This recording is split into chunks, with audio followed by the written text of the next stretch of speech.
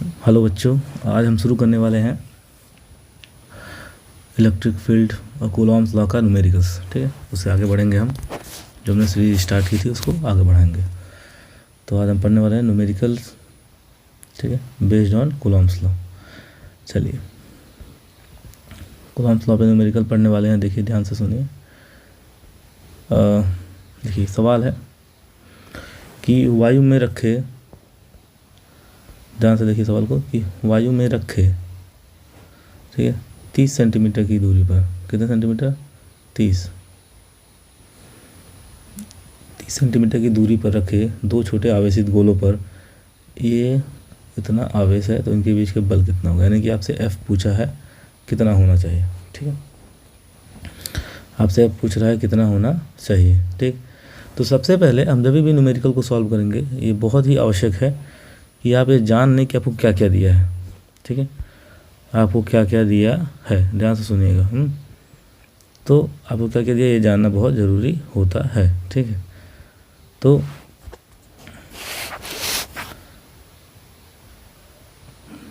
ठीक है, तो आपको ये जानना बहुत ज़रूरी है कि आपके पास क्या क्या दिया है। तो ध्यान सुनिए। तो सॉल्यूशन अगर हम बात किया जाए तो आपको Q1 दिया है। सवाल कहता है कि आपको Q1 दे दिया है 2 × 10⁻⁷ कूलम, एंड Q2 आपको दिया है 3 × 10⁻⁷ कूलम। ठीक है, और R इनके दोनों के बीच की दूरी दे दी है 30 सेंटीमीटर। कितना सेंटीमीटर बेटा, 30 सेंटीमीटर। कूलम लॉ के हिसाब से एक कोई Q1 ये है बेटा, और इससे दूरी पे कोई Q2 है। ठीक, और इन दोनों के बीच की दूरी 30 सेंटीमीटर है, और पूछ रहा है कि बल क्या होगा, फोर्स क्या लगने वाला है। तो सबसे पहले हम क्या करते हैं, MKS पद्धति या SI में सबको कन्वर्ट कर लेते हैं। तो ये 30 सेंटीमीटर है, तो अगर हम 30 से इसमें 100 से डिवाइड कर दें, तो ध्यान सुनिए, तो ये हो जाएगा कितना, 3 × 10⁻⁻1 मीटर। ठीक है, अब तो हो गया पूरा, तो पूरा चीज़ हमने कन्वर्ट कर लिया। तो अब हम क्या कर लेंगे बेटा, इसको कूलॉम्स लॉ लगाएंगे। तो अकॉर्डिंग टू कूलॉम्स लॉ के अनुसार, देखिए, तो इसको लगाते हैं। तो हम जानते हैं कि कूलॉम्स लॉ के अनुसार हमें जानते हैं कि F बराबर होता है 1/4πε0, ठीक है, Q1 Q2 बटे R²। सही है बेटा। तो इसका वैल्यू होता है 9 × 10⁻⁹। Q1 हो गया आपका कितना, 2 × 10⁻⁷, Q2 हो गया 3 × 10⁻⁷, और R² का मतलब हो गया बेटा 3 × 10⁻⁻1 स्क्वायर, मतलब 2 बार गुणा कर लिया, 3 × 10⁻⁻1। ठीक है बेटा। तो ये 3 से 3 कट गया, और ये 3 से ये कटा, तो 3 तिया 9 हो गया। ध्यान से देखते जाइएगा, 3 तिया क्या हुआ, 9 हो गया। ठीक, और ये पावर की बात करें तो ये इससे और इससे 2 पावर से कटा, तो हो गया 10⁻⁵। ठीक, 10 की पावर क्या हो गया, -5। सबको आप क्या कर लीजिए, मल्टीप्लाई कर लीजिए, तो आप पाएंगे कि 3 दूनी 6, यानी कि 6 × 10⁻⁻9, सॉरी +9, ठीक है, -7 -6। ठीक है, हो गया इतना। और जब होने के बाद हो जाएगा इसका, तो हो जाएगा 6 × 10⁻, 6 सॉरी 5 है, माफ़ करिए, 7 5 12, 12 में से 9 है, कितना बचेगा बेटा,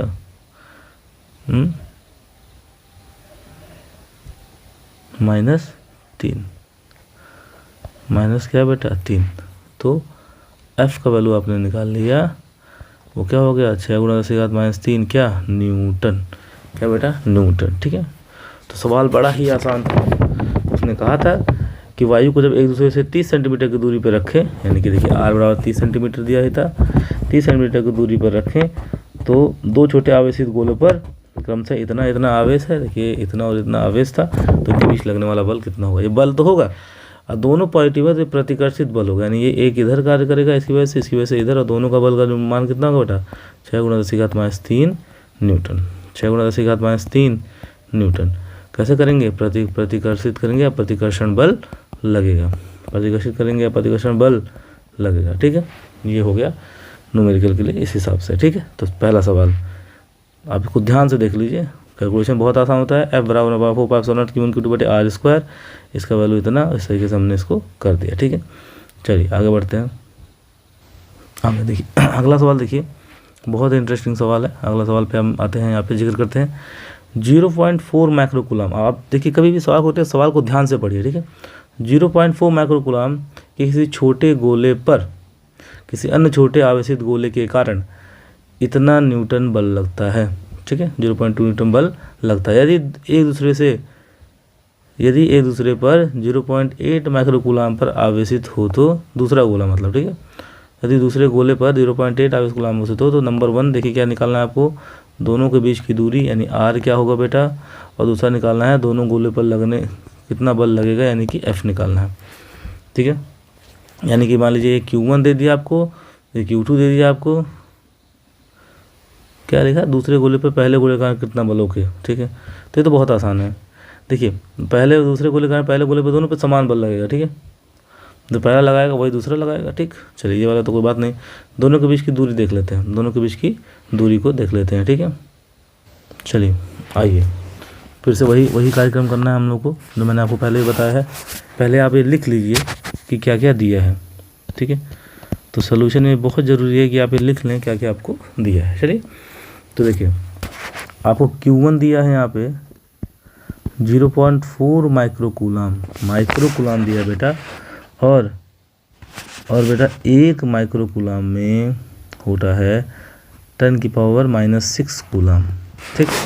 तो यानी कि Q1 बराबर हम लिख सकते हैं, ठीक है, 0.4 गुणा 10⁻⁻6 कूलम, और आगे एक और लिखा तो लिखा 4 गुणा 10⁻⁻7 कूलम, ठीक।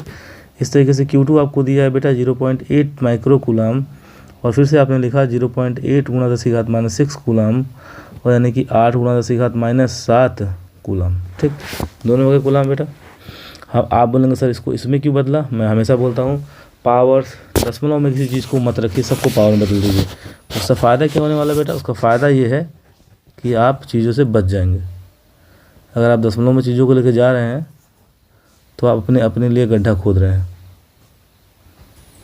चीज़ों को पावर में ही रखें, दशमलव में अगर रहेंगे तो आप अपने लिए गड्ढा खोदेंगे। क्योंकि देखो दशमलव में गुणा भाग जोड़ घटाना, कहीं ना कहीं अगर आप प्रेशर एग्जाम में प्रेशर में रहेंगे तो कोई ना कोई गलती ज़रूर कर देंगे, ठीक है।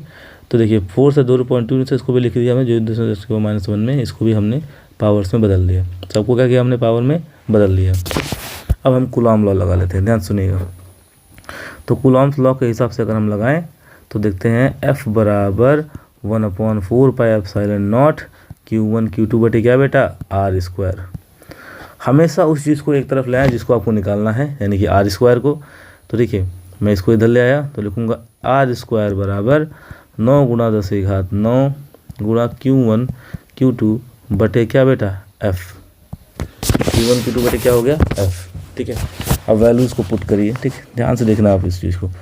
अब वैल्यू पुट करिए तो आप पाएंगे, देखिए क्या होगा 9 गुणा 10⁻9 गुणा Q1 कितना है बेटा, देखिए 4 गुणा 10⁻⁻7, Q2 कितना है बेटा 8 गुणा 10⁻⁻7, और F अभी आपने निकाला कितना था F का ना 2 गुणा 10⁻⁻1। सारे वैल्यूज़ को दिया है एक था, बहुत ईमानदारी से, ठीक है, बहुत ईमानदारी से, बहुत ज़्यादा हाइपर होने की आवश्यकता नहीं है, ठीक है।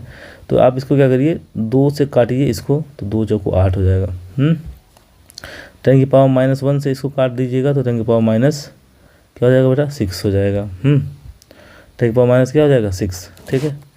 अब देखिए 10⁻6 हो गया, तो अब पावर्स को डिसॉल्व करना है हमको, जो पावर को सॉल्व करना है, ठीक है। अगर पावर को सॉल्व करना है देखिए ध्यान से तो क्या होने वाला है, ठीक है। देखिए तो हमने क्या किया, अब लिखा है इसको 9 गुणा 4 गुणा 4 गुणा 10⁻9, ये देखिए -7, ये क्या होगा -6, -7 -6, ठीक है। कलर बदलते हैं अभी आपको और समझाने के लिए, ठीक है। ये देखिए तो अब देखिए ध्यान से, एक ये पावर है, एक ये पावर है, एक ये पावर है, ठीक है ना। और आप जानते हैं a⁻x इंटू a⁻y बराबर क्या होता है बेटा a⁻x प्लस y, इसीलिए हमने ये किया है यहाँ पे, ठीक। चलिए आगे बढ़ते हैं। तो ये सब R² बराबर है, और जब R बराबर लिखा मैंने तो लिखा √9 गुणा 4 गुणा 4 गुणा क्या हो जाएगा बेटा 7 और 6 13, 13 में से 9 जाएगा कितना बचेगा, 9 4 13 होता है ना, तो हो जाएगा -4, हो जाएगा -4, ठीक है। अब सबको बाहर निकाल लीजिए, 10 की पावर -4 बाहर निकालिए तो r बराबर हो जाएगा 9 का रूट 3, 4 का रूट 2, 4 का रूट 2, 10 की पावर -10 की पावर -2, यानी r बराबर क्या आ गया बेटा, 4 तियाँ 12 गुणा 10 की घात -2 मीटर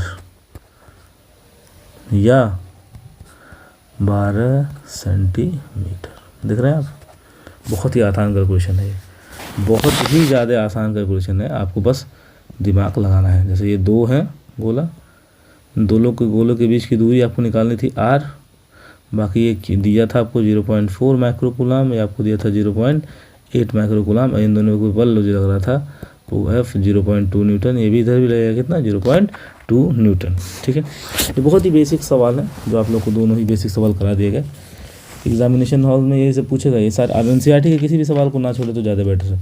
जो भी टीचर आपको कहता है NCERT नहीं लगाना भाई, लगा लो NCERT, ठीक है, वही काम आने वाला है ज़्यादा।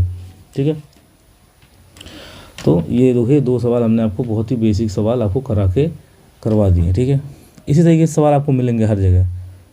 ठीक है, तो बहुत आवश्यकता नहीं है टिंग टंग करने की। ठीक है, और इस तरीके से और जितने भी सवाल होंगे और भी जिस तरीके के सवाल है आप मुझे सेंड कर सकते हैं, कमेंट कर सकते हैं। ठीक है, नीचे इस पे द्वारा एक और न्यूमेरिकल में बताऊंगा जिसमें चार्ज का डिस्ट्रीब्यूशंस होता है, जैसे मैं अभी बता दे रहा हूँ, आप इसको सब उतार लीजिए। चलिए और आगे बढ़ते हैं। चलिए आ जाइए, ऊपर आइए, सबसे ब्लैंक पेज, हाँ आ जाओ आ जाओ आ जाओ, माफ़ी चाहते हैं कुछ आ गया है अभी। आ जाइए आ जाइए आ जाइए आ जाइए। हाँ देखिए, एक न्यूमेरिकल हमको और बताना है, और न्यूमेरिकल का हम चर्चा कर लेते हैं क्या है वो बेटा। ठीक है, एक और न्यूमेरिकल हम बताएंगे, और वो न्यूमेरिकल कुछ इस तरीके से है। देखिए ध्यान से सुनने का, एक न्यूमेरिकल बहुत इंपॉर्टेंट न्यूमेरिकल होता है, वो किस हिसाब से पूछा जाता है। देखिए, ये कोई आवेश है, मान लीजिए Q है, दूसरा भी आवेश है कोई, मान लीजिए Q है, और दोनों आवेश, दोनों चार्ज को जब हम आपस में टकरा दें सटा के, ठीक है, तो यहाँ पे चार्ज जैसे सटाते हैं ना बेटा, और फिर सटा के इसको डिफरेंट कर लें, डिफरेंट पार्ट में डिवाइड कर लें, तो मान लीजिए नंबर 1 था, ये 2 था, ठीक है, तो दोनों सटे, तो यहाँ पे चार्ज का क्या हो जाता है बेटा, डिस्ट्रीब्यूशन हो जाता है।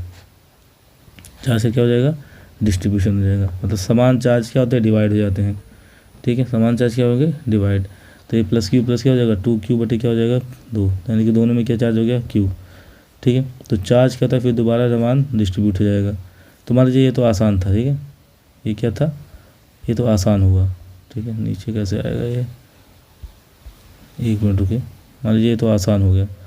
ठीक है, अब देखिए ध्यान से सुनिए, इसी तरीके से मान लीजिए कोई 2 आवेश है, एक के ऊपर Q चार्ज है बेटा, और एक के ऊपर क्या है, कोई चार्ज नहीं है, 0 चार्ज है, और जब इन दोनों को आपस में सटाया जाएगा तो यहाँ पे Q + 0/2 हो जाएगा, यानी Q/2 चार्ज। फिर चार्ज बराबर भागों में डिवाइड हो जाता है। चार्ज क्या होता है बेटा, बराबर भागों में डिवाइड हो जाता है। चार्ज क्या होता है, बराबर भागों में क्या होता है, डिवाइड हो जाता है। चार्ज क्या होगा, बराबर भागों में डिवाइड हो जाता है। तो ये वाला जो कॉन्सेप्ट है, इसी कॉन्सेप्ट पे बहुत ही इंपॉर्टेंट सवाल बनते हैं।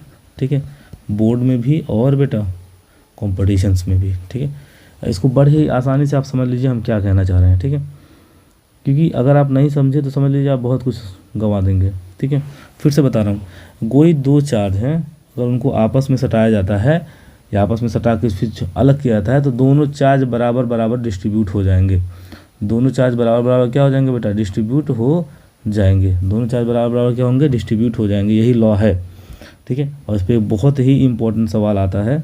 ठीक है, मैं आपको होमवर्क के लिए देता हूँ, ध्यान से सुनिए। ठीक है, और जिस होमवर्क के लिए सवाल दे रहा हूँ सबको करना है। ठीक है, जितने भी न्यू बैचेस हमने स्टार्ट किया है, सभी बैचेस के लिए जो ऑफलाइन क्लासेस चल रही हैं, सभी बैचेस को, ठीक है, तो सभी बैचेस के लिए है मेरा ये, आपसे सभी लोगों से रिक्वेस्ट है, ईमानदारी से इसको, ठीक है, करेंगे। तो सवाल बता देता हूँ आपको, आप सभी के पास NCERT होगा, ऐसा कोई बंदा होगा ना जिसके पास NCERT ना हो, ये तो पढ़ाई लिखाई छोड़ दें। ठीक है, तो NCERT कौन सा बेटा, NCERT। ठीक है, NCERT में आप चाहिएगा, और क्वेश्चन नंबर लिखिएगा, देखिएगा ध्यान से, क्वेश्चन नंबर ध्यान से सुनना, 1.12 ये जो क्वेश्चन है 1.12 एंड 1.13, ये दोनों क्वेश्चंस को ट्राई करिएगा घर पे। हो जाए तो अच्छी बात, नहीं होगा तो हम फिर नेक्स्ट क्लास में बताएंगे इसी सवाल को, ठीक है। तो सभी को ऑल द बेस्ट, और जिसको भी नहीं समझ में आया नीचे कमेंट सेक्शन जो दिया गया है उसमें कमेंट करिए, क्या नहीं समझ में आया, क्या बदलना चाहिए, क्या और सवाल है जो और पूछना है, आप कमेंट करिए। आपके नेक्स्ट वीडियो में इसका सलूशन दिया जाएगा। Thank you so much.